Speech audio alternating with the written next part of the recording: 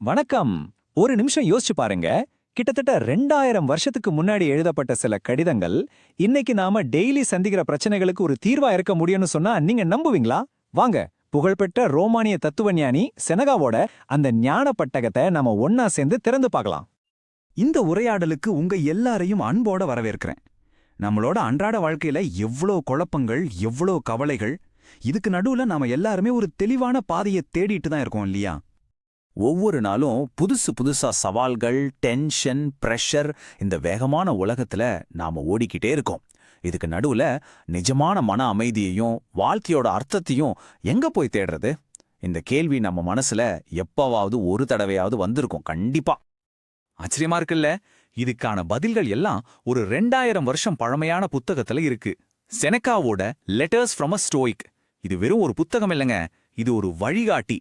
செனக்காவோட கடிதங்கள் இன்னிக்கும் நமக்கு பொருந்துற மாதிரி ஒரு பவர்ஃபுல்லான டூல்.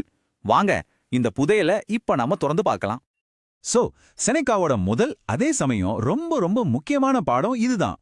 நம்மளோட உண்மையான போர்க்களமே நமக்கு வெளியில இல்ல, நமக்கு உள்ளதான் இருக்கு. நம்ம மனச ஒரு யாராலையும் அசைக்க முடியாத கோட்டையா மாத்திட்டோம்னா வெளியில இருந்து வர்ற எந்த ஒரு தாக்குதலும் நம்மள ஒண்ணுமே செய்ய முடியாது. யோசிச்சு பாருங்களேன், நடக்கவே நடக்காத ஒரு விஷயத்த நினைச்ச நாம எவ்ளோ கவலைப்படுறோம். ஒரு பிரச்சனை வர்றதுக்கு முன்னாடியே அப்படி ஆயிடுமோ இப்படி ஆயிடுமோன்னு கற்பனை பண்ணியே நம்மள நாமளே வருத்திக்கிறோம். செனகா சொல்ற மாதிரி நம்மளோட பாதி கஷ்டத்துக்கு காரணம் நம்ம கண்ட்ரோல் இல்லாத கற்பனை தான். அப்போ இதுக்கு தீர்வு என்ன? ஸ்டோயிக் தத்துவத்தோட முக்கியமான பாயிண்டே இதுதான். நம்ம கண்ட்ரோல்ல என்ன இருக்கு, என்ன இல்லைன்னு பிரிச்சு பார்க்கணும். பாருங்க, வெளியில நடக்கிற விஷயங்களையோ மத்தவங்க நம்மள பத்தி என்ன நினைக்கிறாங்கன்றதையும் நம்மால மாத்தவே முடியாது. ஆனா அதுக்கு நாம எப்படி ரியாக்ட் பண்றோங்கிறது 100% நம்ம கையில தான் இருக்கு. அந்த சக்தியை நம்ம முதல்ல புரிஞ்சுக்கணும். அடுத்ததா நம்ம பார்க்க போறது நம்ம எல்லார்கிட்டயும் இருக்கிற, ஆனா நம்ம கொஞ்சம் கூட மதிக்காத ஒரு சொத்தை பத்தி. நாம எப்பவும் பிசின்னு சொல்லிக்கிறோம், ஆனா உண்மையிலேயே பயனுள்ளதா ஏதாவது பண்றோமா? வாங்க, நேரத்தை பத்தி செனகா என்ன சொல்றாருன்னு கேட்கலாம்.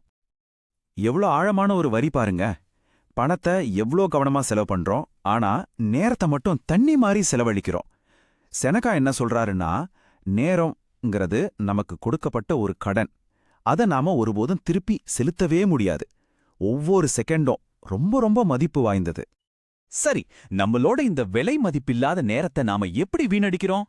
தேவையில்லாத விஷயங்களுக்கு பின்னாடி ஓடுறது, சும்மா பரபரப்பா இருக்கணுங்கிறதுக்காகவே ஏதாவது செஞ்சுட்டு இருக்கிறது, வாழ்க்கைய வாழறதுக்கு தயார் பண்ணிட்டே இருக்கோம், ஆனா உண்மையா வாழ மறந்துடுறோம். அப்புறம் மத்தவங்களோட வாழ்க்கையில தேவையில்லாம தலையிடுறது, இதுலெல்லாம் நம்ம நேரத்தை இழந்துட்டு இருக்கோம். நாம உண்மையிலே இப்போவாவது முழிச்சுக்கணும். ஓகே, நம்ம மனசை சரி பண்ணியாச்சு, நேரத்தையும் எப்படி பார்த்துக்கணும்னு தெரிஞ்சுக்கிட்டோம். இதுக்கப்புறம் செனக்கா நம்மளோட உறவுகளை பத்தி பேசுறாரு. அவரோட கருத்து ரொம்ப சிம்பிள். 100 மேலோட்டமான நட்பை விட ஒரு சில ஆழமான நட்பே மேலானது. சரி, அப்போ அந்த உண்மையான நட்பை எப்படி உருவாக்குறது? செனகாவை பொறுத்த வரைக்கும் உண்மையான நட்புனா என்ன தெரியுமா? ஒருத்தருக்கு ஒருத்தர் இன்னும் பெட்டரான மனுஷங்களா மாற ஹெல்ப் பண்றது தான். ஏதோ ஒரு தேவைக்காகவோ இல்ல டைம் பாஸ்க்காகவோ வர்றது உண்மையான நட்பே கிடையாது. ஒருத்தர் முன்னேற்ற பாதைக்கு கொண்டு போற அந்த ஒரு பந்தம் தான் உண்மையானது. இது எவ்வளவு நிஜம் இல்லையா? நம்ம கிட்ட எல்லாம் நல்லா இருக்கும்போது கூடவே இருக்கிறவங்க நமக்கு ஒரு சின்ன கஷ்டம் வந்தா போதும் உடனே காணாம போயிடுவாங்க. இவங்கள தான் செனக்கா ஃபேர் வெதர் ஃப்ரெண்ட்ஸ்னு சொல்றாரு. அதனால நம்ம நண்பர்களை ரொம்ப கவனமா தேர்ந்தெடுக்கணும். சரி, இப்போ ஒரு முக்கியமான கேள்வி வருது. 2000 வருஷத்துக்கு முன்னாடி சொன்ன இந்த விஷயங்களை எல்லாம் இன்னைக்கு நம்ம வாழ்க்கையில எப்படி பயன்படுத்துறது? இந்த ஞானத்தை வெறும் வார்த்தையா இல்லாம நம்மளோட செயல்ல எப்படி கொண்டு வர்றதுன்னு இப்ப பார்க்கலாம். இதோ பாருங்க, ஒரு சூப்பரான உதாரணம். உங்களுக்கு ரொம்ப டென்ஷன் ஆகுற மாதிரி ஒரு இமெயில் வருதுன்னு வச்சுக்கோங்க. உடனே கோபத்துல பதில் அனுப்பாதீங்க. ஸ்டெப் 1, நிறுத்துங்க. ஒரு நிமிஷம் அமைதியா இருங்க. ஸ்டெப் 2, யோசிங்க. இதுல இருக்கிறது உண்மையா? இது நம்ம கண்ட்ரோல்ல இருக்கான்னு யோசிங்க. ஸ்டெப் 3, பதில் சொல்லுங்க. ஆனா கோபத்தோட இல்ல, தெளிவான மனசோட பண்பா பதில் சொல்லுங்க. இதுதான் ஸ்டோயிக் வழிமுறை. சிம்பிள், ஆனா ரொம்ப பவர்ஃபுல். செனகாவோட இந்த போதனைகள் நம்மள நல்லா யோசிக்க வைக்குது இல்லையா? அப்போ உங்களுக்கான ஒரு சின்ன சவால். இன்னையிலிருந்து உங்க வாழ்க்கையில ஏதாவது ஒரு விஷயத்த, அது உங்க வேலையா இருக்கலாம், இல்ல ஒரு பர்சனல் ரிலேஷன்ஷிப்பா இருக்கலாம், அத இந்த ஸ்டோயிக் கண்ணோட்டத்தோட அணுக போறீங்களா? நீங்க செய்யற ஒரு சின்ன மாற்றம் கூட ஒரு பெரிய வித்தியாசத்தை உருவாக்கும். யோசிச்சு பாருங்க. இந்த உரையாடல்ல என் கூட இருந்தவங்க எல்லாருக்கும் ரொம்ப நன்றி. இதுல நம்ம பேசின விஷயங்கள் உங்களுக்கு பயனுள்ளதா இருந்திருக்கும்னு நான் நம்புறேன். இந்த நல்ல விஷயங்கள் உங்களோட மட்டும் நிக்க வேண்டாம்.